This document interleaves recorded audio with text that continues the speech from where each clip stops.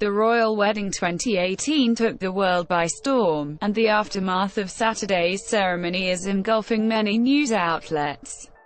BBC Breakfast presenter Dan started his daily inspection of the day's papers to comment on the stories surrounding Prince Harry and Meghan Markle's big day. But today saw him notice something very similar between all of the publications. He noted that the royal wedding seemed to take over most of the paper's page count. Dan pointed out, the royal wedding takes over 106 pages of today's paper. BBC Breakfast were soon to join other media, however.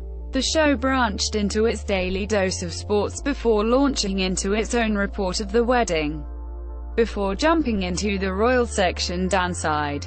"I think we've got to do the royal wedding again, haven't we?" Realizing how his statement sounded, he began backtracking a little.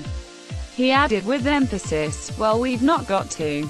Sally Nugent jumped in to ask, "Have you had enough already? How could you possibly?" Dan laughed before backtracking a little more, announcing, "No, I'm not moaning at all. It was a lovely event." Dan then launched into his report, detailing the proceedings of the wedding's reception. One fan noticed this fumble and posted on Twitter saying, hang on. Papers for still covering the royal wedding, then spend half your program covering it.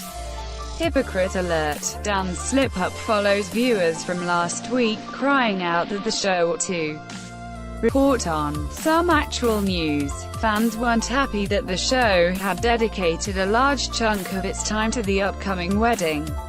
But the show faltered again later as microphone stopped working whilst Steph McGovern was talking to a reporter in Windsor. BBC Breakfast airs weekdays at 6 a.m. on BBC One.